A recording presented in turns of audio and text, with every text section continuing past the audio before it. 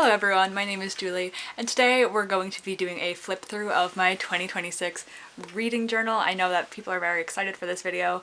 I'm excited for this video. I'm being completely honest. I think I started working on this one in October or November because I was just so excited. My 2025 journal was the first time I've ever kept a reading journal, and there were a lot of mistakes and changes I've been wanting to make. So starting fresh in a new journal has been such a good time for me. I have a ton of new spreads and organization happening in here. So if you're looking to start a reading journal, I'm hoping you can find some inspiration in these pages. I consider myself to be very organized and crafty, but maybe not so much artistic. So these spreads are all very simple. So as long as you have a pen and maybe some markers, you can make many of these spreads on your own. So I hope you enjoy my 2026 journal. Let me know down below which of these spreads are your favorite, which ones you're going to use in your own reading journal, or if you have any suggestions for me. Without further ado, let's get into it. Here is my 2026 reading journal. I got this off of Amazon for like $9, I think. You can certainly get nicer notebooks than this, but I am a student, so I'm doing my best. So the first page we have is just my 2026 reading journal goals.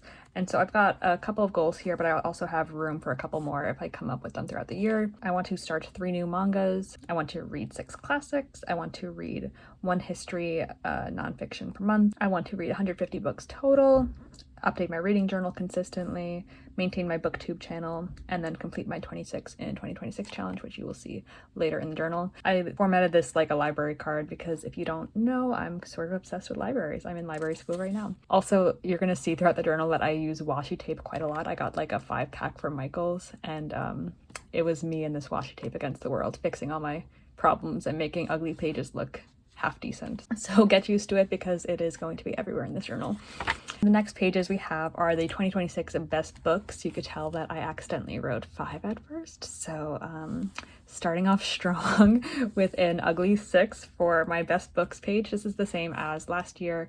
I just for each month will print out the cover of the book I enjoyed most that month. And then I have my monthly tracker, which is again the same as last year's. It just has a little bit more room, even though I usually don't get past like 14 books a month. But if I'm trying to read more manga this year, then it might be a little bit higher. So every time I read a book, I will just add another mark to the month. Then again, this is the same as last year. I have my bookshelf spread. I've not finished drawing it in just because it's a little time consuming. This should cover the 150 books for my reading goal. So I think there's 20 books per shelf, so it should be about 160 once fully colored in. Obviously I have not designated colors, but I'm probably going to do similar to last year just for consistency's sake. But for each genre I'm going to have a different color so that if I read a fantasy book, I'll color it in the fantasy color and write in the title of the book. Then we have the reading log, which is the same. I track the number of the book, the title, the author, how many pages, the date I read it, and the stars. The only thing that's different is that I used a very light pink marker to kind of color in every other line, so I don't have to like draw a line every time I finish a book. And obviously have not finished doing all that on the next page, but this is just more reading log pages because I ran out last year, and then I have room for 1 more should I need it. Although this journal is a little bit bigger than last year's, it's just a little bit taller, so there will be a couple more lines than I had in last year's journal. This is a new spread. This is which days I finished a book in. So I just have all the months listed here and all the days. And then of course the months with less days, I've just kind of crossed out those days as they're not really valid. And then so say I finish a book on the 8th, I would color in the 8th of January, just to kind of see where my reading trends are. Like I feel like I finish a lot of books towards the end of the month when I'm rushing to finish my TBRs. So it's just kind of going to be a fun way to track that. I also might make a little key for this, like maybe a couple different colors. Like if I use a darker green, that means I finish 1 book. If I use a light green, 2 books, something like that. Then we have my series tracker, which is practically the same as last year's. It's just a little bit neater. This is just where I track the series I'm reading, so I know which books are next and to see visually how many books are left in each series. Then I have a second page of this, which is just labeled as soft DNF series. These are just series that I'm not sure I'm going to continue in, so I just kind of had them on this separate page. I might keep going with them, but I also might not. These are like lower priority series. If I don't continue these series in 2027, like then they're officially done. Like I'm not gonna hold on to them any longer. Then we have the alphabet challenge. I actually have 2 of them this year. I have an alphabet challenge for books, and then I have an alphabet challenge for authors. So I'm a little like obsessive about how I do this. I don't like to, for the books, I don't like to have the and then the second word be the letter. So if it's like the Kite Runner, I don't really like to include it for K because it has the in front of it, which is like a little stupid and making it harder for myself, but I kind of like to do that. So we have that for books, and then for authors, I'm gonna do it by their last names. And also I don't want to have like any overlap. So if I do something for R, I don't want to then use the author's name in the author alphabet challenge because again, I'm a little obsessive about some of these things, but you know, of course, do things how you want to do them. Then I have a couple new spreads here. These are just kind of random things I like to track, but I think I'm going to see what gender author I read more of. And I realize this spread doesn't account for non-binary authors, so I might have to adjust it a little bit to make it more inclusive. Then I also have a fiction versus nonfiction tracker, which I know I read more fiction, but I kind of just want to see it visually to see how big of a difference it is. And then over on this side, we have book Tetris, which I've seen a lot of on YouTube, of just each of these different genres be a different Tetris block, and then kind of filling it up to see if I could get to the top by the end of the year, which I think is just such a fun and cute idea. So we have romance, fantasy, thriller, horror, historical fiction, science fiction, regular general fiction, and memoir. We have my 26 books in 2026. So these are just 26 books I want to read in the year of 2026 for various reasons. Either they've been on my physical TBR for a while, I'm just interested in reading them, I like the author, I want to read their backlist. I'm gonna do a whole other video where I go through my 26 in 2026 and talk about why I want to read them and what the book's about. Also, I haven't finished filling these in because I'm still kind of thinking on a couple more I want to read. A couple trackers that are the same as last year. We have my genre tracker, which is practically the same. The only difference is I've switched up a couple of the genres. So I just have classics, fantasy, fiction, historical fiction, horror, manga, memoir, mystery, nonfiction, romance, sci-fi, and thriller. So last year I had mystery and thriller together and they reached the top pretty much. So I couldn't use that category anymore, but now they're two separate. And I also got rid of dystopian because I thought they could be classified into other genres. Then we have my page count tracker where it's just ranges of 100 pages. I have more space for like the 200 to 300 range, 300 to 400, 400 500, just because those are the page quantities that are most common in books. We have the rating tracker, which is the same as last year.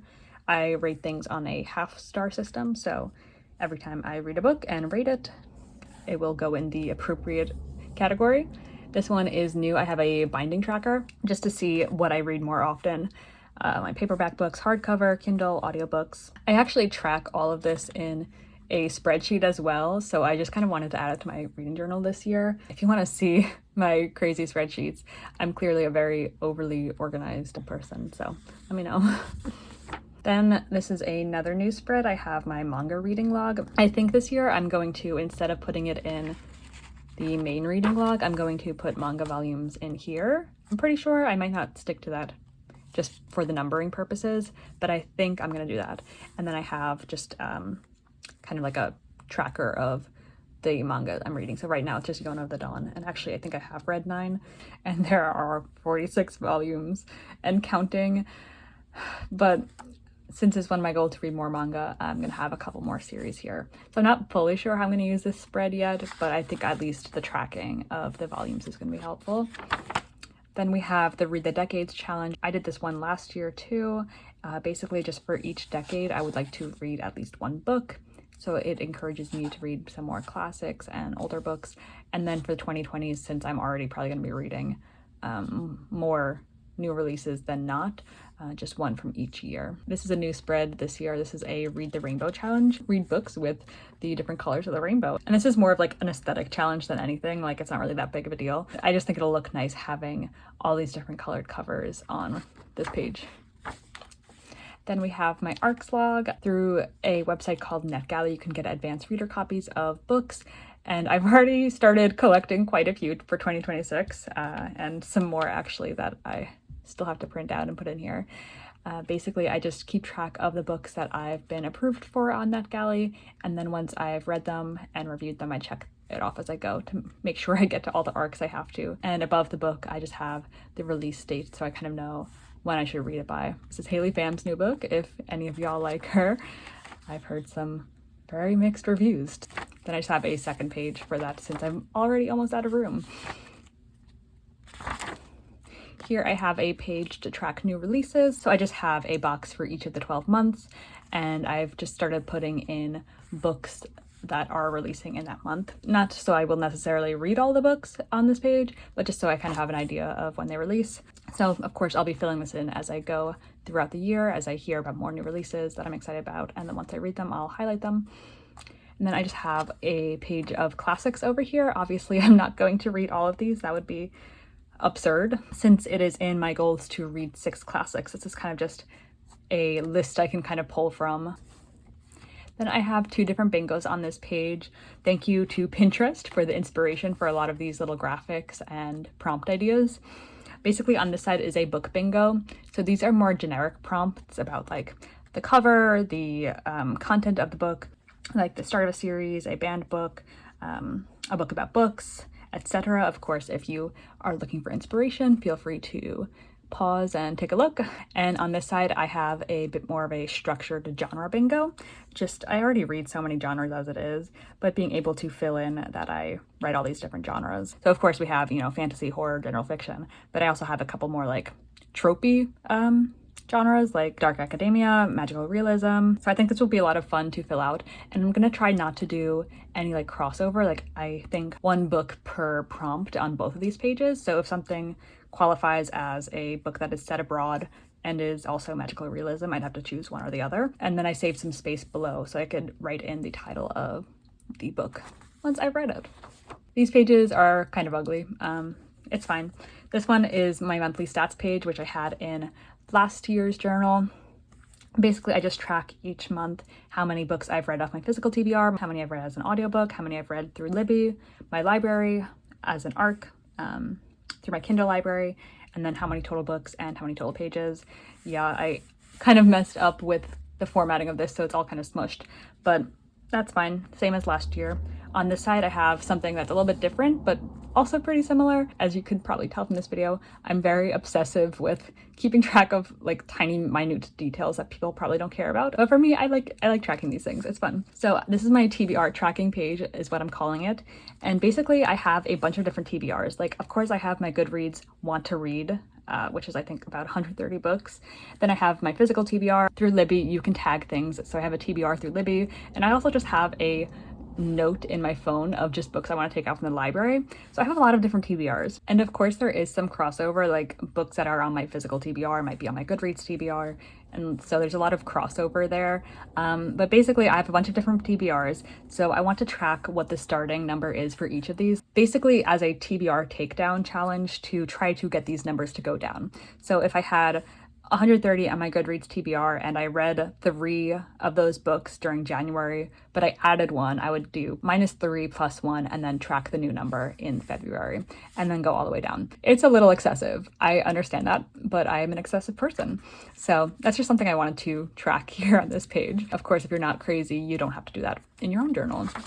And then I just have a page for seasonal TBRs. So winter TBR, I've already started kind of filling in. A lot of these are books from my winter TBR video a couple weeks ago. So if I want a seasonal read throughout winter, I could choose off this TBR and then kind of cross it off as I go. Just again for fun. I know I have a million TBRs, but I like lists.